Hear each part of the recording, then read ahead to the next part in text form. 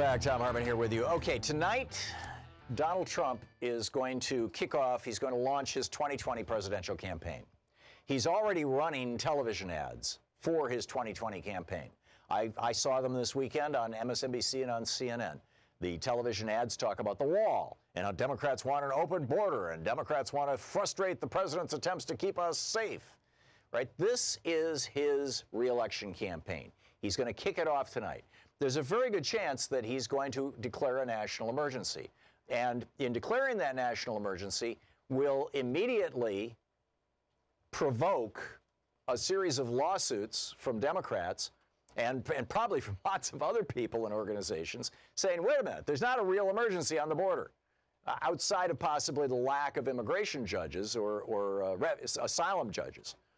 But there's no national security crisis on the southern border. In fact, the border crossings and attempted border crossings right now are at about 10% of what they were just 20 years ago.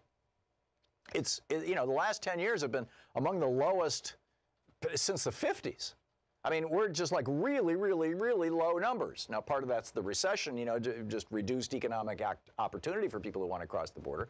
And pretty much all that's left now, people trying to get into the United States now are not trying to get into the United States because they want a, quote, better life. They're not looking for better paychecks. They're trying to flee death squads.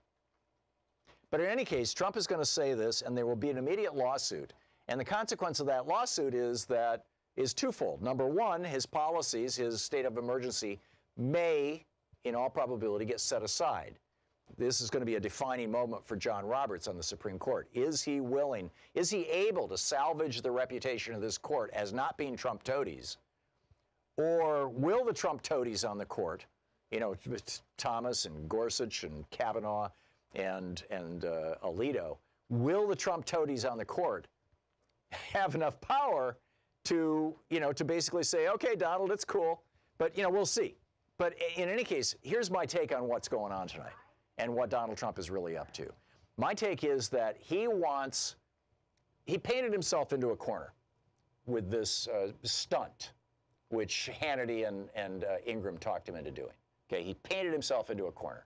He needs to get out of this corner and save some face. He had a meeting at Camp David last weekend or maybe it was at the White House last weekend where he said, okay, you guys figure out how to get me out of this and save face. They went back and crunched some things, and they came back to him and they said, okay, here, it's real simple.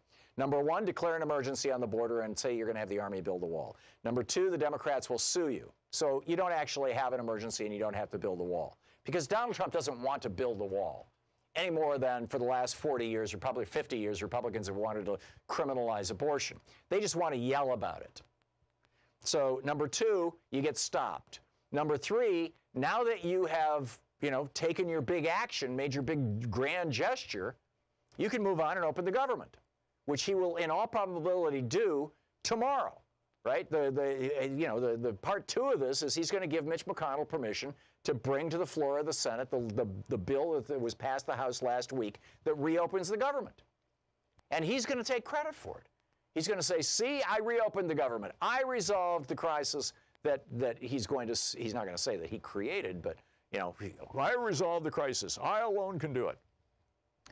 And that's in my opinion, that's what's going to happen. And it's all a scam. This is, as I said, it needs to be said over and over and over again.